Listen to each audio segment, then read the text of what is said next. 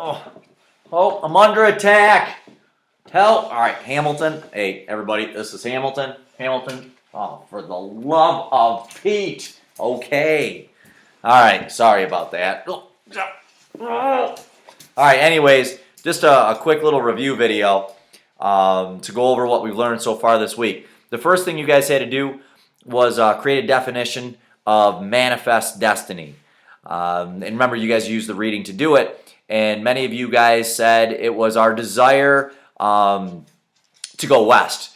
Some of you even looked at the picture of the angel and said maybe God believed we were supposed to go west. And why were we going to go that way? Well, there was more land, more resources to be found. So again, manifest destiny, controlling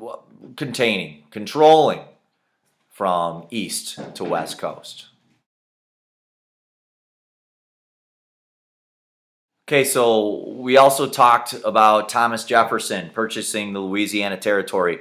Remember, he sent his emissaries just to purchase the port of New Orleans for $10 million. But when the guys got over to France, Napoleon Bonaparte offered him $15 million for all Louisiana Territory, which for us is known as the Great Plains. And, they couldn't text back then, so they had to make a decision, and they decided, yeah, we're going to do this. They came back to the United States, and Thomas Jefferson said, holy cow, I don't know if we have the permission to do this. Eventually, he called it a treaty, so that's how he got around it. But remember, he changed his strict constructionist policies when he went against the National Bank and became a loose constructionist when he purchased that Louisiana Territory.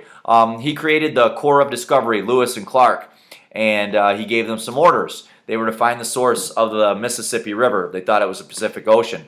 They wanted a way to travel through water to the Pacific Ocean. Of course, they never found that. Make neighbors with Native Americans.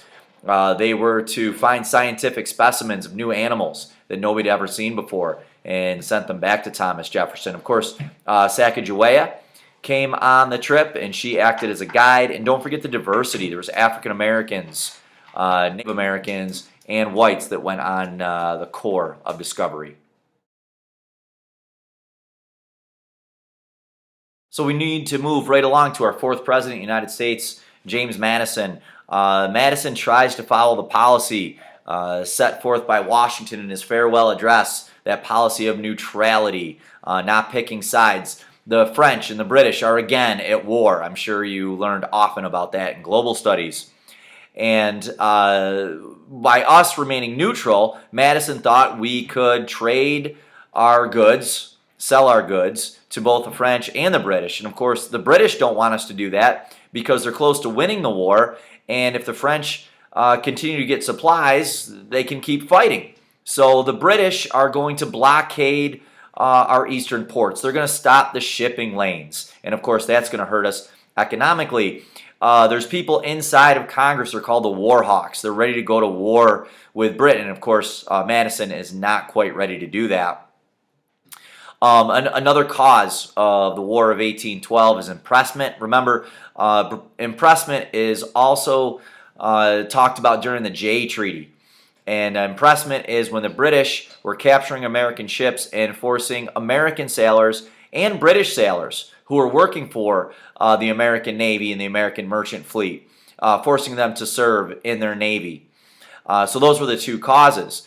Remember, the British, after they defeat the French, they send their best forces over to the United States. They invade Washington, D.C. They burn the White House. There's a battle in Baltimore called the Battle of Fort McHenry, and that's where Francis Scott Key witnesses the battle and writes a poem called the Battle of Fort McHenry, which today we know as the Star-Spangled Banner.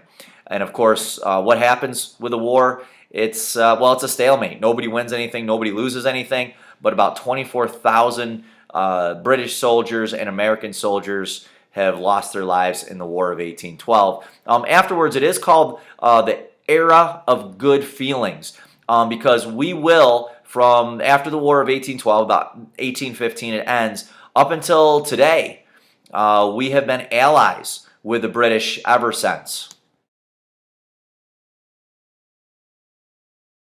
All right, Hamilton just wanted to make one more appearance. Hamilton, it's up here. Say hi to everybody. Oh, there he is, but you got to give him a treat. Look at him. Oh, he can't get it. You can't get it.